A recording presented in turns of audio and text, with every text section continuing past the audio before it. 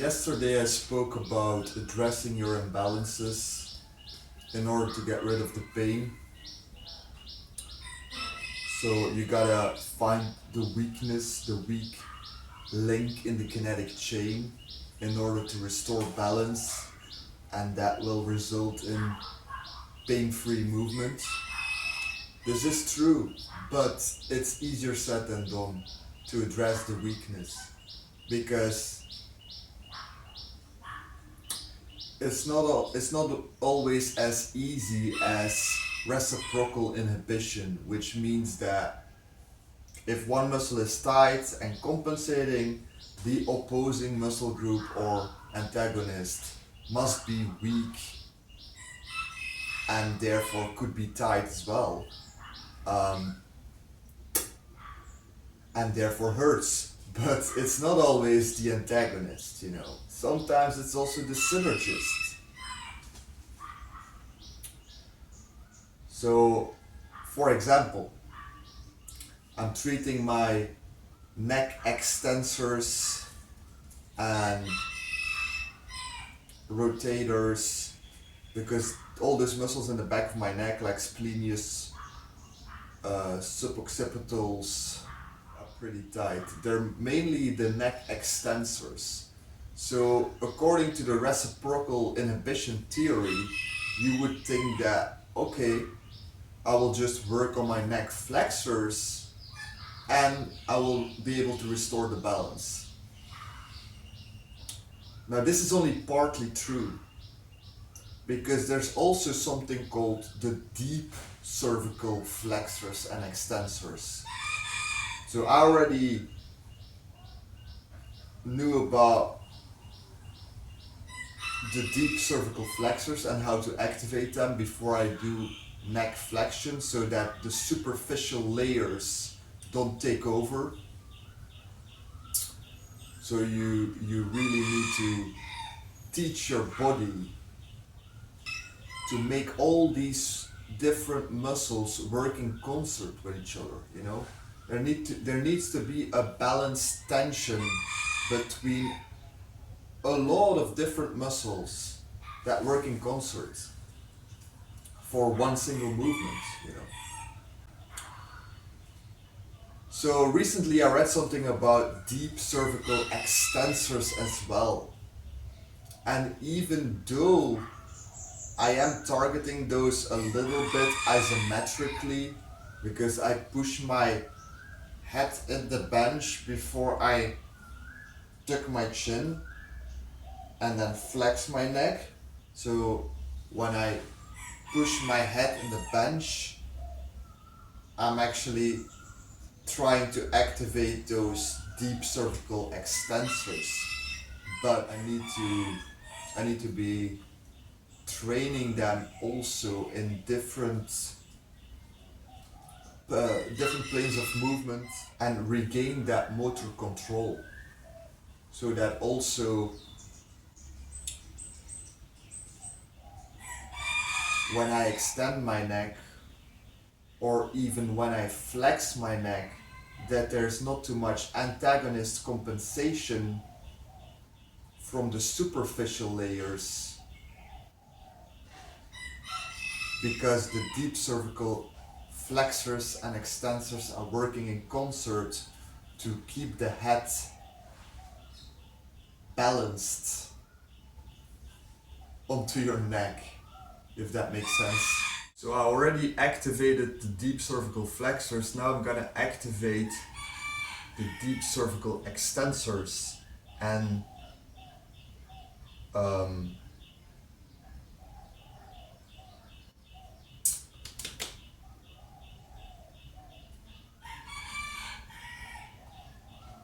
also teach my body to keep those cervical extensors activated while I'm rotating my head left and right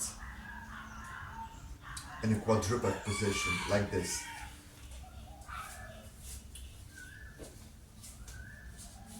So I keep my back neutral.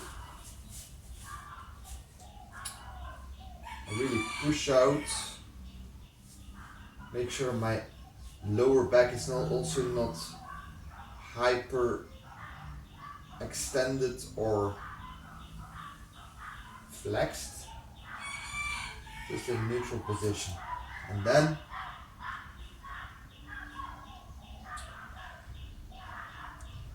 I tuck my chin,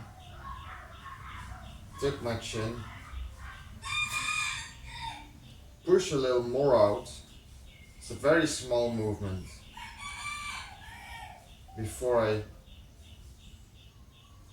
extend the neck.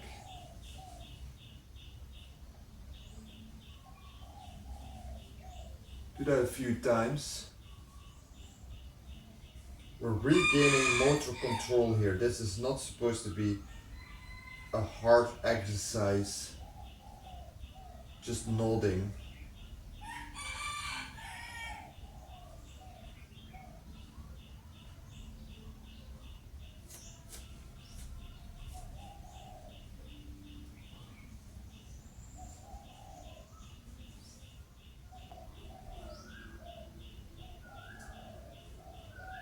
Same thing with rotation.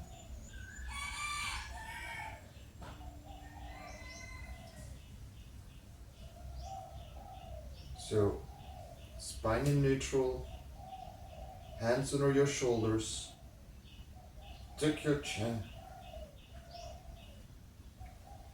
and protract the shoulder blades.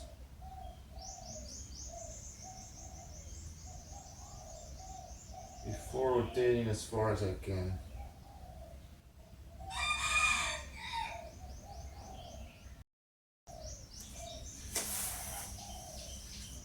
Sometimes it's just about waking up the muscle because it's been sleepy for such a long time because the superficial layers are always taking over.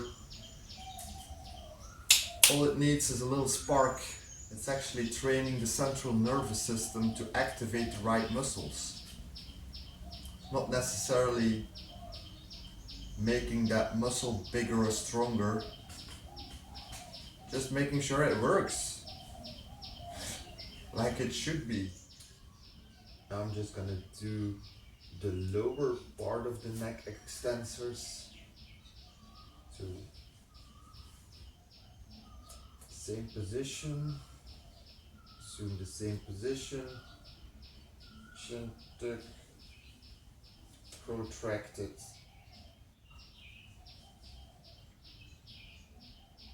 And all the way down and back to the starting position.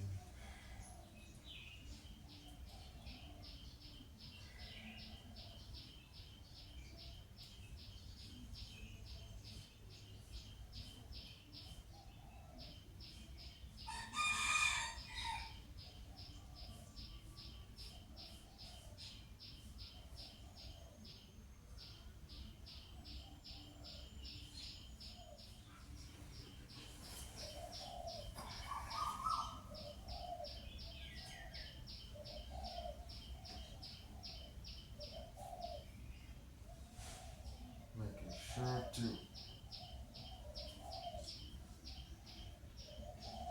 contract the deep cervical flexors first.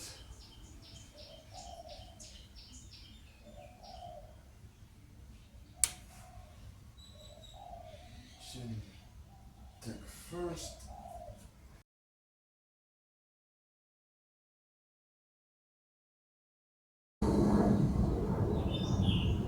Okay. 20 reps. Only one set, that's enough. I think because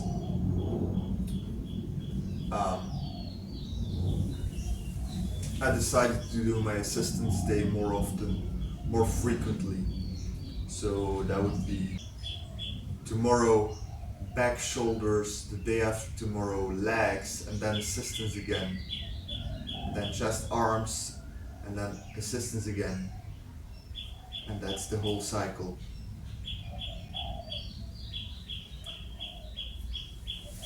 Also, especially for the lateral flexion, it's my scalenes are really sore as hell if I do just one set.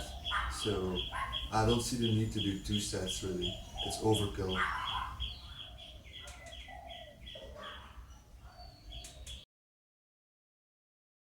That was neck for today.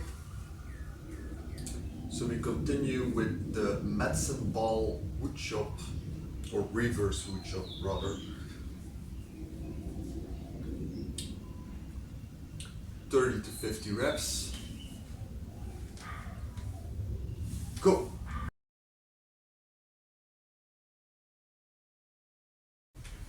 50. And go!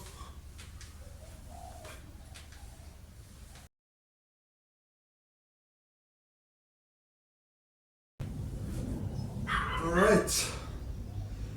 My knees, my hips, my abs, my shoulders. It's all warm. Let's continue with side and Copenhagen planks.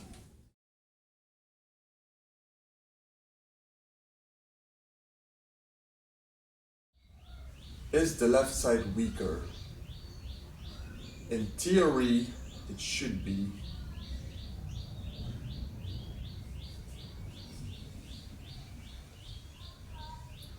It could be both sides balanced out by now. I've been doing this exercise for a while.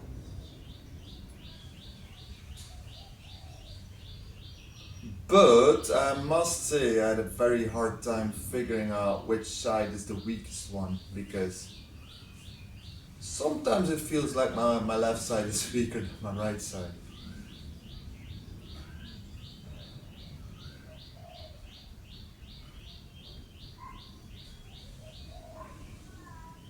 Which it shouldn't be, because I got a hip impingement and my left leg is more externally rotated than my right leg, because my external rotators are tight, pulling the leg out, meaning my internal rotators are weak on the left side.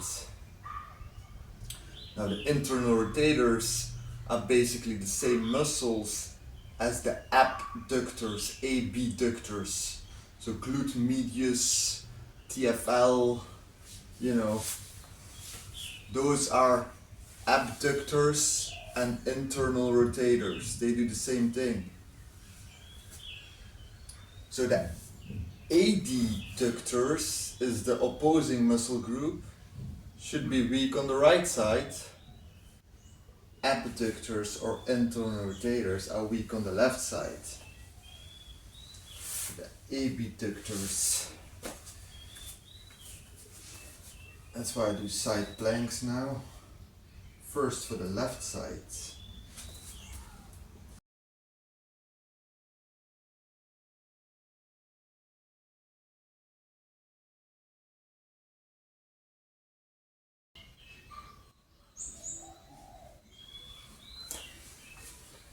Okay, that was clearly stronger on the right side than the left side, as it's supposed to be.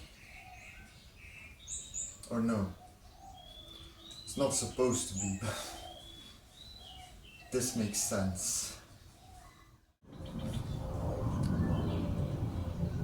Next exercise is calf raise seated, supersetted with tibia raise against the wall. Let's do this.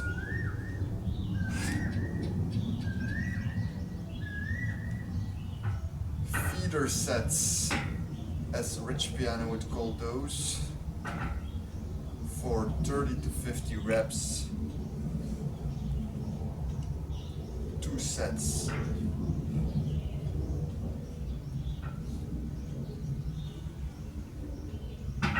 Targeting that soleus,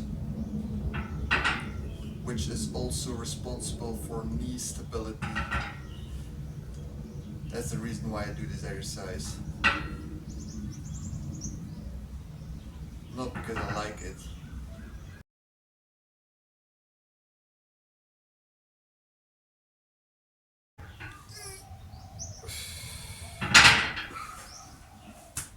"50 reps. burn is unreal.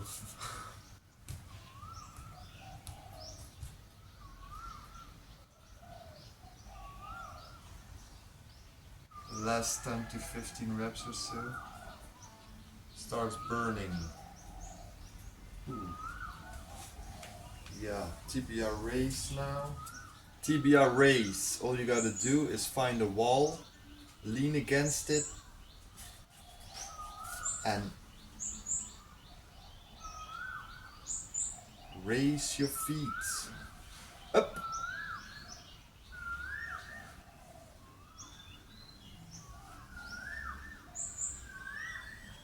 Again, I'm doing this for my knee.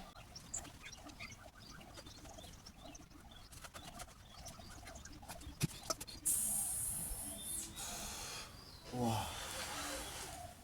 This one I'll only do for 25 reps because I barely can lift my foot off the floor anymore. Okay. Last set.